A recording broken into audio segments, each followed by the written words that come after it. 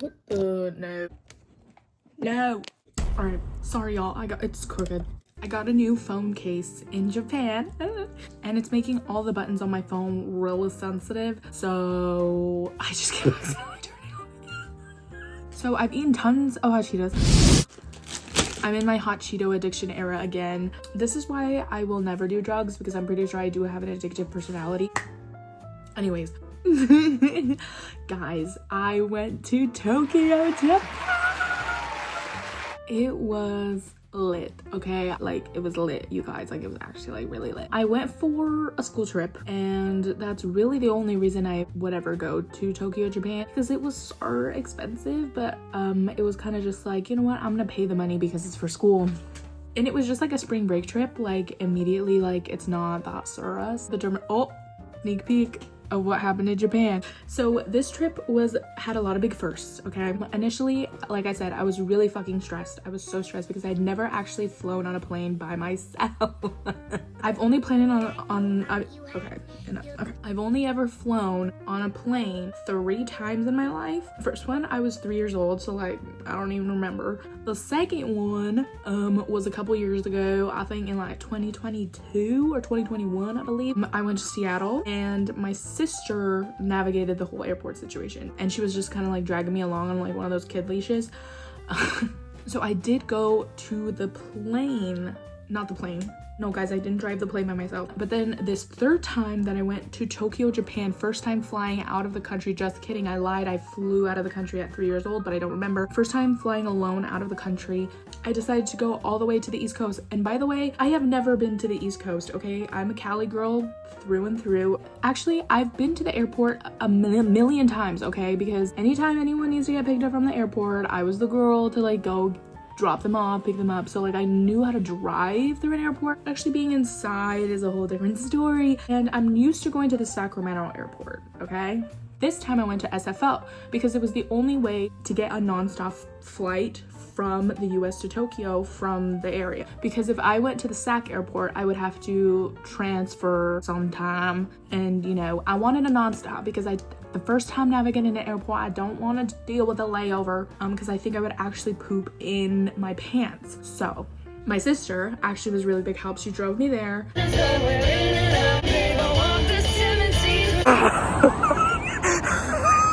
So where are we going?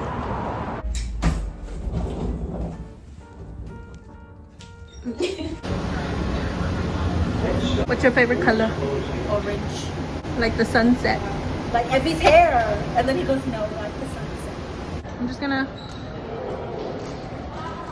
She kind of helped me like check in. I couldn't do an online check-in for some reason. It was actually, I'm just stupid and I did it wrong. And I ended up figuring out how to do the online check-in for this trip back. But on the trip there, I had to check in at like the actual like line. The line was like super short, and I checked in.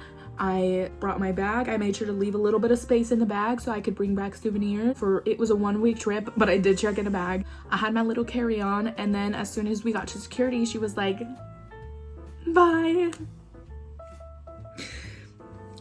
I was shitting bricks. And after security, you also have to find your gate. Luckily, airports are made for stupid people. The signs are very clear and they're huge, at least in the airports that I was at. Japan was even, oh my god, I'm getting ahead of myself, okay? SFO had really clear signs and it wasn't as big as the SAC airport, so it was fine. Yeah, I got through security. I didn't flag anything because no, I did not bring explosives. Before we took off, I decided to buy a $13 sandwich, and then I bought also a Diet Coke, and total it was about 20 bucks with tax. So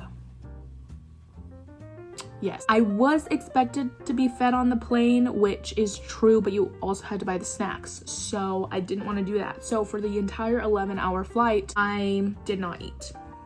I drank a little bit of water and that was it. And the thing though, I couldn't even really sleep because since I am not rich, I could not pick out a seat because there's extra money if you wanted to pick out a seat. So they picked my seat for me when I did my check-in, and guess what?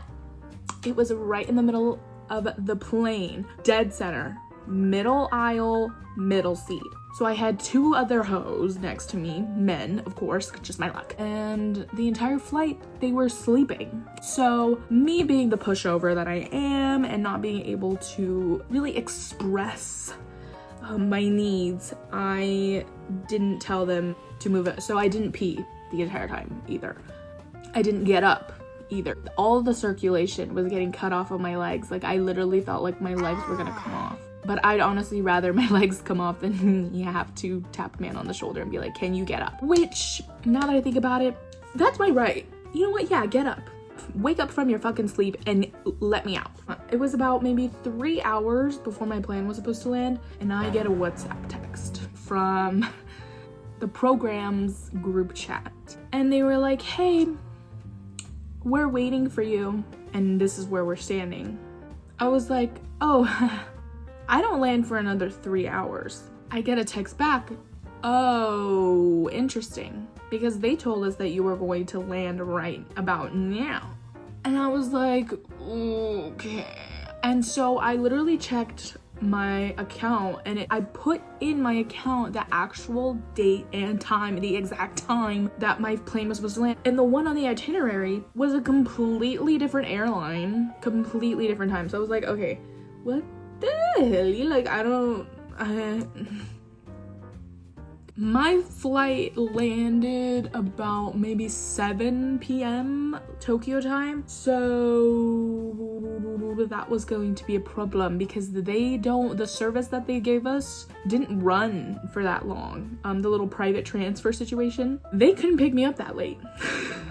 I got an email that was like, we apologize for the inconvenience, but you are going to need to find your own transfer from the airport to the hotel.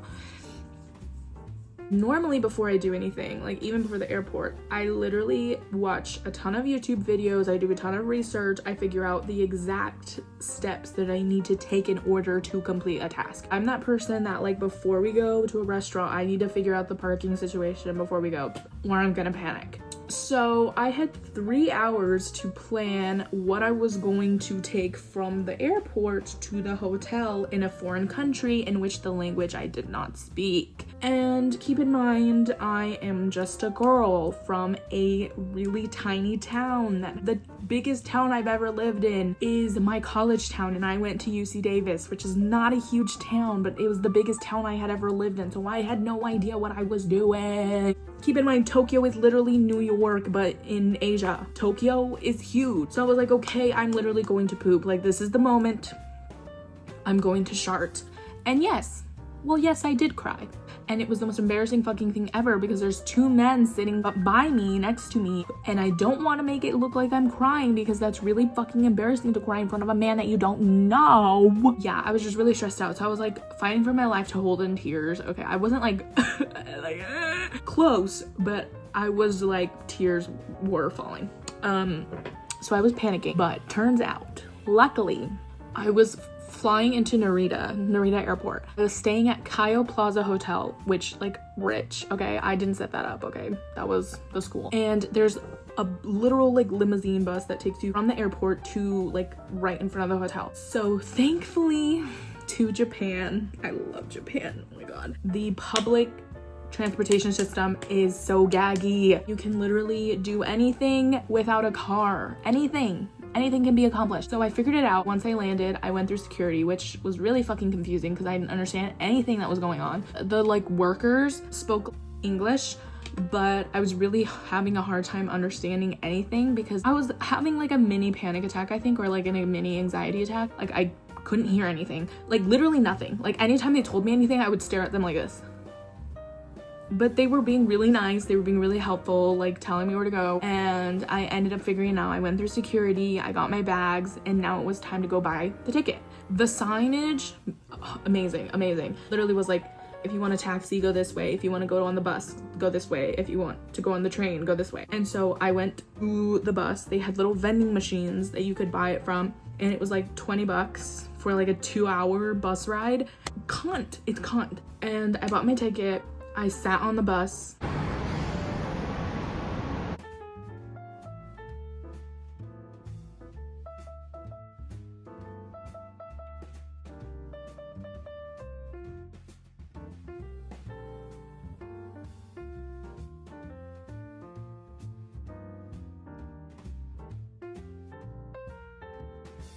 I still needed to pee, by the way. I was too nervous to pee in the airport. So I arrived around 10:30 Sunday at my hotel. My roommate that I was sharing, she was dead asleep already. And she like woke up when I got there and I was like, oh, I'm sorry. I'm sorry, I didn't mean to wake you up. And she's like, no, like it's fine. Like, how's your flight? And I'm like, my flight was fine. It was just the situation. And by the way, everything was made exponentially worse while I was panicking on the plane because this kid decided to literally vomit everywhere. Children, oh my god, children. Like, they don't know how to control any bodily functions at all. I smelled the vomit before I heard it, and I was like, the fuck, that smells like throw up. And all of a sudden, I just hear, like, he vomited everywhere. But then I made it to the hotel. And since I had arrived at 10 p.m., the hotel was beautiful, by the way. The first thing that I did was I needed to eat because I hadn't eaten anything.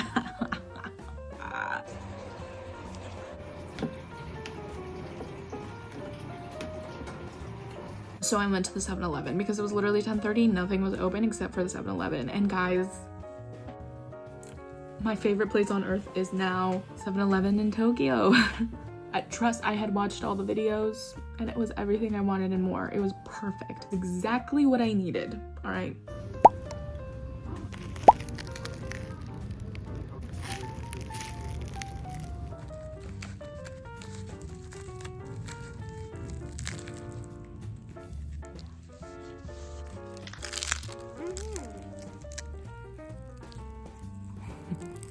I took a shower, I went to bed, and it was the best fucking sleep of my life. I hadn't slept in probably about 20 hours.